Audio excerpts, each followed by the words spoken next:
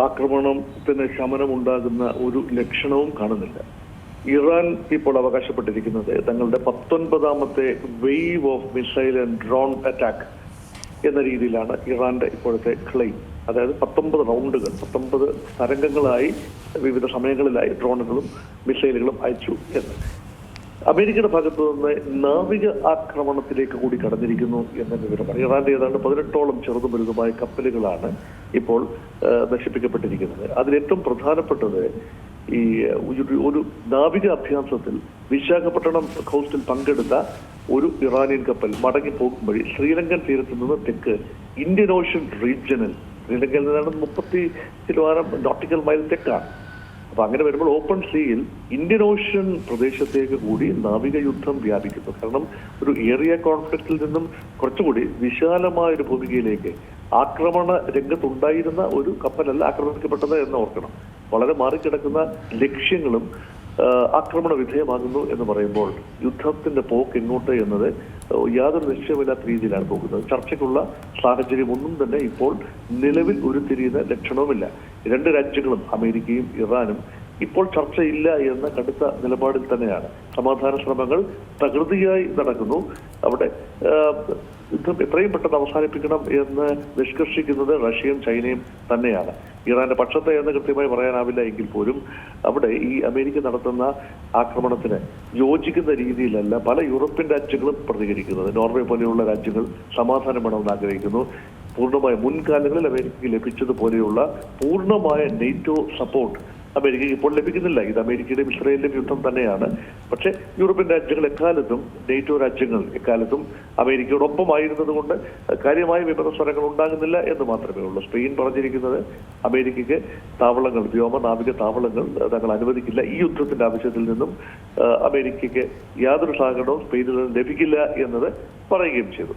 അതുകൊണ്ട് ആ രീതിയിൽ നോക്കുമ്പോൾ യുദ്ധം ഇപ്പോൾ 6ാം ദിവസത്തിലേക്ക് കടന്നപ്പോൾ തീർച്ചയായും കൂടുതൽ യുദ്ധമുഖങ്ങൾ, കൂടുതൽ പോർ മുഖങ്ങൾ തുറക്കുന്നതായി കാണാം. അത് മാത്രമല്ല ഇപ്പോൾ 14ലധികം രാജ്യങ്ങൾ നേരിട്ടോ അല്ലാതെയോ ഈ യുദ്ധത്തിൽ അകപ്പെട്ടിരിക്കുകയാണ്.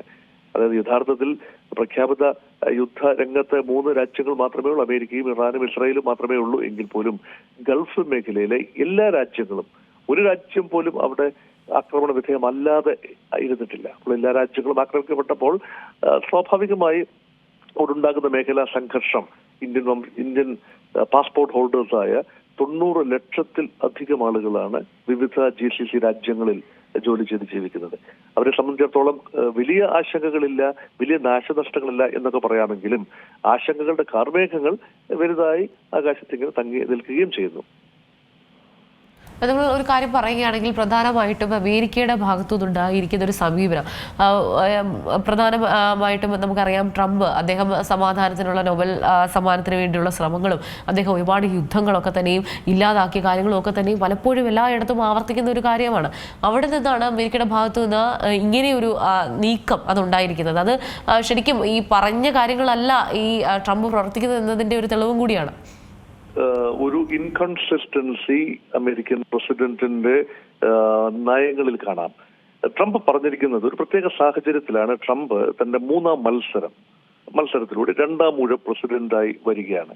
മേക്ക് അമേരിക്ക ഗ്രേറ്റ് അഗെയിൻ, മാഗ എന്ന് പറയുമ്പോൾ അന്യ ഇടങ്ങളിലെ യുദ്ധത്തിൽ നിന്നും പണച്ചെലവിൽ നിന്നും അനാവശ്യ ഇടപെടലുകളിൽ നിന്നും മാറി നിന്നുകൊണ്ട് അമേരിക്കയെ ശക്തിപ്പെടുത്താൻ ശ്രമിക്കുക. പക്ഷെ വ്യാപാര യുദ്ധം യഥാർത്ഥത്തിൽ ഈ മാഗ പോളിസിയുമായി ചേർന്ന് വായിക്കാവുന്നതാണ്. അതേപോലെ തന്നെ കുടിയേറ്റ വിഷയത്തിൽ അമേരിക്ക എടുത്ത തീരുമാനം, അതുപോലെ അയൽ രാജ്യങ്ങളുമായ വിഷയങ്ങളിലും കടന്നുകയറ്റത്തിലും നുഴഞ്ഞുകയറ്റത്തിലും എടുത്ത തീരുമാനം, ഇതെല്ലാം തന്നെ മേക്ക് അമേരിക്ക ഗ്രേറ്റ് അഗെയിൻ എന്നതുമായി ചേർത്ത് വായിക്കാവുന്നതാണ്. പക്ഷേ വിദേശങ്ങളിൽ പുതിയ യുദ്ധമുഖങ്ങൾ തുറക്കുക എന്നത് തീർച്ചയായും മേക്ക് അമേരിക്ക ഗ്രേറ്റ് അഗെയിൻ പോളിസിയുമായി ചേർത്ത് വായിക്കാനാവില്ല. അമേരിക്കയ്ക്ക് വലിയ ചെലവുണ്ടാകുന്ന ഒരു യുദ്ധമാണ് ഇപ്പോൾ നടന്നുകൊണ്ടിരിക്കുന്നത്. ആത്യന്തികമായി അമേരിക്കയ്ക്ക് ചില സാമ്പത്തിക ലാഭങ്ങൾ ഉണ്ടായേക്കാം. എങ്കിലും നിലവിൽ ഒരു ഫ്ലീറ്റ് നിലനിർത്തുന്നതിന്, അല്ലെങ്കിൽ ഒരു യുദ്ധക്കപ്പലും അതിന് ചുറ്റുപാടുമുള്ള സംവിധാനങ്ങളും വിമാനവാഹിനി കപ്പലുകളും ഉൾപ്പെടെ വലിയ വ്യൂഹം, അതുപോലെ ഈ ലാൻഡ് ഓപ്പറേഷൻസ്, അതിനൊക്കെ ശതകോടികളുടെ ചിലവാണ് ഉണ്ടാക്കുന്നത്. ഉദാഹരണത്തിന് ഒരു ഡ്രോൺ ഇറാൻ അയക്കുമ്പോൾ കേവലം 20 ലക്ഷം രൂപ മാത്രമാണ് ഒരു ഡ്രോണിന്റെ വില. അത് തകർക്കാൻ വേണ്ടി ഉപയോഗിക്കുന്ന പേട്രിയോട്ട് ആൻഡ് ഥാഡ് മിസൈൽ സിസ്റ്റം വിനിയോഗിക്കപ്പെടുമ്പോൾ 26 കോടി രൂപയാണ് അതിന്റെ ചിലവായി വരുന്നത്. അങ്ങനെ വരുമ്പോൾ ഈ പ്രതിരോധ സംവിധാനത്തിന്, വ്യോമ പ്രതിരോധ സംവിധാനത്തിന് ഉൾപ്പെടെ ആക്രമണത്തിനും പ്രതിരോധത്തിനുമായി വൻ തുകയാണ് ചെലവഴിക്കേണ്ടത്. ഇതെത്രത്തോളം സസ്റ്റൈനബിൾ ആകും എന്നതാണ്. അതുകൊണ്ടാണ് അമേരിക്കയ്ക്കുള്ളിൽ തന്നെ ചില മുറമുറുപ്പുകളുണ്ട്. ഒന്ന് നിയമപരമായ ചില മുറമുറുപ്പുകളാണ്. അതായത് അമേരിക്കൻ പ്രസിഡന്റ് വേണ്ട രീതിയിൽ സെനറ്റിന്റെയും ഹൗസ് ഓഫ് റെപ്രസെന്റേറ്റീവ്സിന്റെയും, അതായത് കോൺഗ്രസിന്റെ അംഗീകാരം വാങ്ങിയതിനു ശേഷമല്ല ടാരിഫ് പ്രഖ്യാപനം നടത്തുകയും യുദ്ധപ്രഖ്യാപനം നടത്തുകയും ഒക്കെ ചെയ്യുന്നത്. അദ്ദേഹം തന്നിഷ്ടപ്രകാരം ചില ലക്ഷ്മണ രേഖകൾ ലംഘിച്ചുകൊണ്ട് മുന്നോട്ട് പോകുന്നു.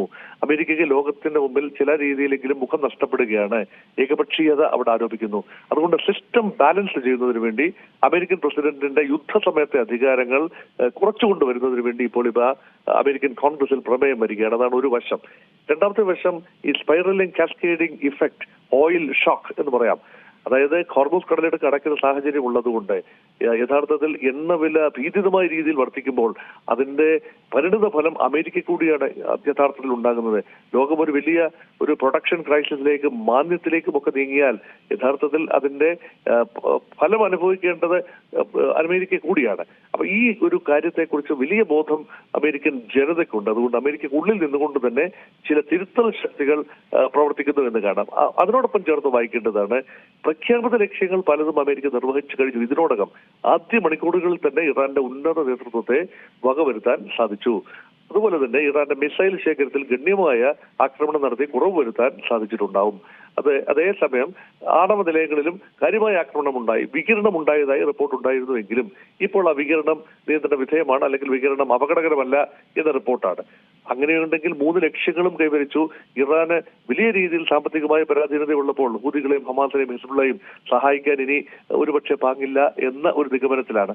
അങ്ങനെയെങ്കിൽ എന്തിനെ യുദ്ധം വലിച്ചു നീട്ടണം എന്നൊരു ചിന്ത അമേരിക്കയ്ക്കുള്ളിലും ലോകവ്യാപകമായും ഉണ്ട്. അമേരിക്കയ്ക്ക് ഉദ്ദേശം സാധിച്ചു കഴിഞ്ഞു, അതുകൊണ്ട് പിന്മാറുന്നു. റെജിയം ചേഞ്ചാണ് ആഗ്രഹിക്കുന്നതെങ്കിൽ ഇറാൻ ഒരു പക്ഷേ പൂർണ്ണമായി കീഴടക്കാൻ തയ്യാറാവില്ല. ഇറാന്റെ റെജിയം ചേഞ്ച് എന്ന് പറയുന്നത് ഒരു കരയുദ്ധത്തിലൂടെ മാത്രമാണ് സാധിക്കണമെങ്കിൽ ഈ കൂടുതൽ നാശനഷ്ടങ്ങൾ ഉണ്ടാകും. അമേരിക്കയ്ക്ക് ഒരു കരയുദ്ധം ഇറാനിൽ നടത്തിക്കൊണ്ടു പോകാവുന്ന ഒരു സാഹചര്യം ഇപ്പോഴത്തെ നിലയിലില്ല. അങ്ങനെ നോക്കുമ്പോൾ യഥാർത്ഥത്തിൽ യുദ്ധം നീട്ടിക്കൊണ്ടു പോകുക എന്ന ഒരു തീരുമാനം എത്ര കാലം ദൃഢമായി കൊണ്ടുപോകാനാവും എന്നതിനെ കുറിച്ച് ഉറപ്പില്ല. അതുകൊണ്ട് ഏത് നിമിഷവും ഒരു ഏകപക്ഷീയമായ പിൻവാങ്ങൽ അല്ലെങ്കിൽ ഉദ്ദേശ ലക്ഷ്യങ്ങൾ പൂർത്തീകരിച്ച സ്ഥിതിക്ക് ഇനി യുദ്ധത്തിന് പ്രസക്തിയില്ല എന്ന ഒരു തീരുമാനത്തിലേക്ക് എത്താം. ആ ഒരു രീതിയിൽ അല്ല എങ്കിൽ കഠിനമായ പ്രവർത്തനങ്ങൾ മാത്രമേ ഉള്ളൂ. ഇറാൻ ഉള്ളിൽ കടന്നുകൊണ്ട് നേരിട്ട് കടക്കാതെ ഇറാന്റെ വടക്ക് ഭാഗത്തുള്ള വിമത സേനകളുണ്ട്, വിമത സഖ്യങ്ങളുണ്ട്, കുർദ് പോരാളികളുണ്ട്. കുർദ് ഡെമോക്രാറ്റിക് പാർട്ടി KDP ഇതുമായി ചേർന്നുകൊണ്ട് ഒരു മുന്നണി തുറക്കുകയും അവിടെ ചില പ്രദേശങ്ങൾ പിടിച്ചെടുക്കുകയും അവിടെ കേന്ദ്രീകരിച്ചുകൊണ്ട് തെക്കോട്ട് ഒരു പുഷ്, ടെഹ്റാന് നേരെ ഒരു പുഷ് നടത്തുകയും ചെയ്യുക എന്ന ഒരു വിശാല പദ്ധതി ഒരുപക്ഷെ അമേരിക്കയുടെ മനസ്സിലുണ്ടാകാം. അതുമല്ല എങ്കിൽ ആഭ്യന്തരമായ വലിയ പ്രതിഷേധങ്ങൾ ഉണ്ടാവുകയും ജൈവികമായി തന്നെ ഉണ്ടാകാൻ സാധ്യതയുള്ള ഈ പ്രതിഷേധങ്ങളിൽ നിന്ന് ഒരു നേതൃത്വത്തെ കണ്ടെത്തുകയും അതുപോലെ ഇറാനിലെ ഷാ പഹലവിയുടെ കുടുംബാംഗങ്ങൾ പലരും ഇറാനിൽ ഇപ്പോഴും ഉണ്ട്. അവര് പലരും വിദേശത്തേക്ക് പോയി, അവരൊക്കെ തിരിച്ചു വരുന്ന സാഹചര്യം ഉണ്ടാവുകയും വലിയ രീതിയിലുള്ള ഒരു ആഭ്യന്തരമായ ചെറുത്തുനിൽപ്പ്, ഭരണകൂടത്തിനെതിരെയുള്ള ജനങ്ങളുടെ ചെറുത്തുനിൽപ്പ് ഉണ്ടാവുകയും ചെയ്താൽ ആ ഒരു സാഹചര്യം അമേരിക്ക ഒരുപക്ഷെ പരിശോധിക്കുന്നുണ്ടാവാം. ഇതൊക്കെ വളരെ പ്രതീക്ഷ നൽകുന്നു എങ്കിൽ പോലും അമേരിക്കയെ സംബന്ധിച്ചിടത്തോളം കൃത്യമായി ഉറപ്പില്ലാത്ത കാര്യങ്ങളാണ്. അതേപോലെ IRGC-യിലോ ഇറാനിയൻ ആർമിയിലോ ഒരു വിള്ളൽ ഉണ്ടാവുകയാണെങ്കിൽ ഒരു വിഭാഗം ഇപ്പോഴത്തെ ഭരണകൂടത്തെ IRGC-യിലെ തന്നെ ഒരു ഒഫീഷ്യൽ വിഭാഗത്തെ അട്ടിമറിക്കുന്ന രീതിയിലേക്ക് കാര്യങ്ങൾ നീളുമോ എന്നതും ചിന്തയാണ്. ഇതൊക്കെ സ്പെക്കുലേഷൻ മാത്രമാണ്. ഇങ്ങനെയുള്ള കാര്യങ്ങൾ സംഭവിക്കുമെന്ന് യാതൊരു ഉറപ്പുമില്ല. അതുകൊണ്ട് അത്രയും നീണ്ടുപോകാനുള്ള ഒരു സാഹചര്യമില്ല. എത്രയും പെട്ടെന്ന് യുദ്ധം അവസാനിച്ച് ലക്ഷ്യങ്ങൾ കൈവരിച്ച് തിരിച്ചു പോവുക എന്നതായിരിക്കണം ഇറാന്റെയും ഇസ്രായേലിന്റെ ലക്ഷ്യം. പക്ഷേ ഇറാനെ സംബന്ധിച്ചിടത്തോളം ആ ഭരണകൂടം നിലനിൽക്കണമെങ്കിൽ ദീർഘകാലം ഒരു പോരാട്ടം ഉണ്ടാവുകയും പരമാവധി നാശനഷ്ടങ്ങൾ സഹിച്ചുകൊണ്ട് പോലും റെസിലിയൻസിലൂടെ മുന്നോട്ട് പോവുകയും കൂടുതൽ രാജ്യങ്ങളെ രംഗത്തെത്തിക്കുകയും അങ്ങനെ ആ രാജ്യങ്ങളെ ആക്രമിക്കുന്നത് വഴി ഈ ആക്രമണ വിധേയമായ രാജ്യങ്ങൾ അമേരിക്കയ്ക്ക് മേൽ സമ്മർദ്ദം ചെലുത്തുകയും ചെയ്യുക എന്നൊരു വിശാലമായ ഗെയിം പ്ലാൻ ഇറാന്റെ പക്ഷത്തുമുണ്ട്. അങ്ങനെ നോക്കുമ്പോൾ യുദ്ധത്തിന്റെ പരിസമാപ്തി എന്ത് എന്നതിനെ കുറിച്ച് ഇപ്പോഴും വ്യക്തമായ സൂചനകൾ ഒന്നും തന്നെ കാണാനില്ല. ഏറ്റവും പുതിയ വാർത്തകളും വിശേഷങ്ങളും വിരൽത്തുമ്പിലറിയാൻ സീ മലയാളം ന്യൂസ് എല്ലാ ഡിജിറ്റൽ പ്ലാറ്റ്ഫോമുകളിലും ലഭ്യം.